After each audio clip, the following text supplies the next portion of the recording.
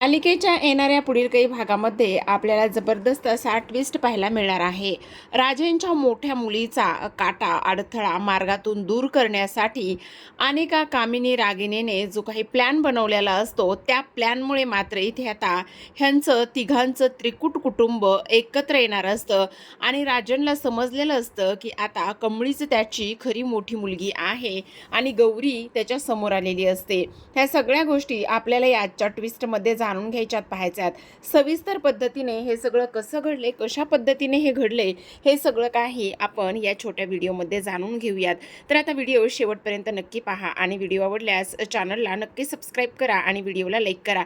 तर आता आपण मालिकेमध्ये पाहतोय की अनिका खूपच जास्त बदलली आहे. फक्त आणि फक्त इथे कमळीचा गोड बोलून काटा काढण्यासाठी तिने ह्या सगळ्या गोष्टी केल्यात. आता नुकतीच जी काही इथे इंग्लिशमध्ये स्पर्धा होती भाषणाची, त्या स्पर्धेमध्ये इकडे कमळीने बाजी तर मारलीच आहे भाषण देऊन, पण इकडे खूप मोठं मोलाचं काम केले आणि ते म्हणजेच की तिने शंभूचा जीव सुद्धा वाचवला आहे. हे आपण कालच्या ट्विस्टमध्ये पाहिले. आता हे सगळं काही झाल्यानंतर अनिकाला खूप राग येत असतो आणि कामिनी त्या आगीत तेल ओतत असते. ती म्हणत असते, अगं हे सगळं होणारच होतं, तुला कळत नाही, कारण इथे ह्या आपला जो काही प्लॅन आहे, आपली ही टीम आहे, त्याचा कॅप्टन मीच आहे, तू तर हरलेली आहेस. जेव्हा कमळी घरी येते तेव्हा अन्नपूर्णा तिचं भरभरून कौतुक करतात.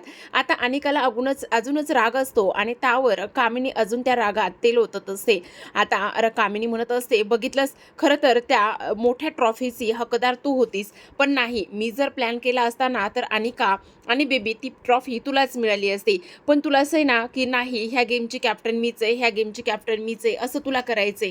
पण बघितलंस ना, तू अजिबात त्या गेमची खरी कॅप्टन नाही आहेस, सगळं काही तुझं उलटच होतंय, असं सुद्धा आता इथे ती बोलत असते. त्याच वेळेला आता अनिका म्हणत असते, गप ग ग्रॅनी आजी, तुला काही समजत नाही. तुला एक गोष्ट सांगू का, सगळ्यात महत्त्वाची म्हणजे मी आता असं काहीतरी करणार आहे ना की ज्यामुळे इथे ती कमळी जी आहे ना ती कायमची वर ढगात जाईल आणि कोणालाही ती कशी गेली, काय गेली हे सुद्धा समजणार नाही. तेव्हा आता कामिनी म्हणत असते, नेमकं तू काय करणार आहेस? तेव्हा अनिका म्हणत असते, बघ आता तिला इथे मोठं होण्याची आणि त्याचबरोबर ह्या प्रॉपर्टीवर हक्क दाखवण्याची, इथे मोठी नात होण्याची खूप हौस आहे ना, तर आता त्याच संधीचा फायदा मी घेणार आहे, असं ती बोलते. इकडे मात्र आता गौरीला फार जास्त कमळीची काळजी वाटत असते, कारण गुरुजींनी सांगितलेलं असतं कमळीच्या जीवाला धोका आहे. त्यामुळे ती देवाकडे तिच्याच उदंड आयुष्यासाठी आणि तिच्या सुखासाठी देवाकडे प्रार्थना करत असते. आपण पाहतो की आता राजन आणि कमळी बोलत असतात. कमळी, हे बघ, आता तू ह्या स्पर्धेमध्ये जिंकलेली आहेस, त्यामुळे एक माणूस म्हणून आणि एक स्पर्धक म्हणून सुद्धा तू खूप कमाल आहेस. तेव्हा कमळी म्हणत असते, मी काय म्हणते राजन सर, आता बघा ना, अन्नपूर्णा आजीसुद्धा बऱ्या झाल्यात आणि मग आता मी खरी तुमची मुलगी नाही आहे हे आपण त्यांना सांगून टाकलं तर बरं होईल ना, म्हणजे माझ्यासुद्धा डोक्यावरचं वजं जाईल.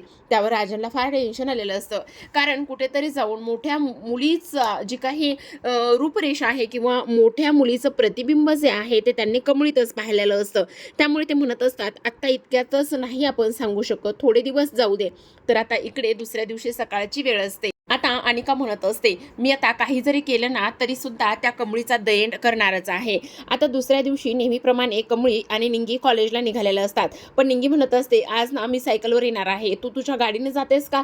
तेव्हा कमळी म्हणत असते, अगं निंगे, काय ग, तुला काय खोड लागले आज डोक्यात? तेव्हा ती म्हणत असते, नाही ग, काही नाही, ही सायकल ना अशीच उभा राहून राहून खराब व्हायला नको ना, म्हणून म्हटलं मी थोडंसं सायकलवर येते, तू गाडीत ये.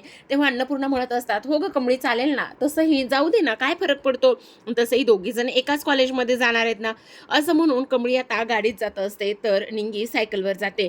दुसऱ्या बाजूला आता ह्या दोघी जणी कॉलेजला गेल्या ही गोष्ट त्यांना समजते.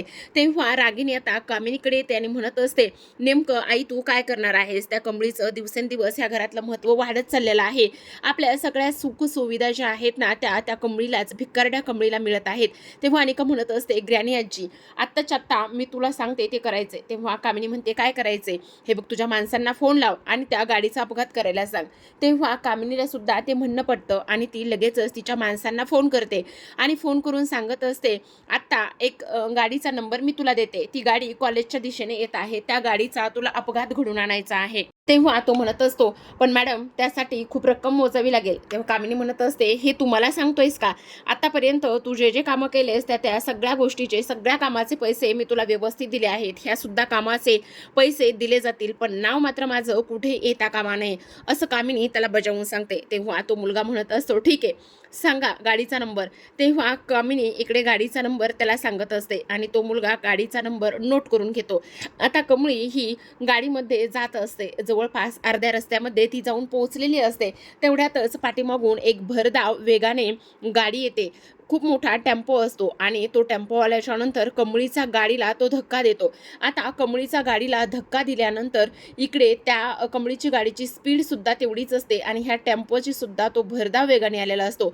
आता लगेचच तेवढ्यात कमळीची गाडी एका खूप मोठ्या पोलला जाऊन धडकते आणि कमळीचा तिथे जागीच अपघात होतो. आता आजूबाजूचे लोक जमलेले असतात. तेवढ्यात ॲम्ब्युलन्स आलेली असते. कामिनी आणि अनिका ह्या दोघीजणी दुरून पाहत असतात. कामिनीला फार आनंद होत असतो. कामिनी म्हणत असते, "आता ही काहीच वाचत नाही बघ. बघ तिच्या डोक्याला किती मार लागलाय. हातपाय तर नक्कीच मोडले असतील. आता काही जरी झालं ना तरी सुद्धा ही हॉस्पिटलमधून घरी येत नाही बघ." असं इथे ती बोलत असते. आता कमळीला इकडे हॉस्पिटलमध्ये दाखल केलं जातं. त्याचबरोबर राजन महाजनची ही गाडी आहे ही गोष्ट लक्षात घेऊन त्याला फोनसुद्धा केला जातो. सगळेजण धावतच हॉस्पिटलमध्ये येतात. कमळीला ऑपरेशन थिएटरमध्ये घेऊन जातात.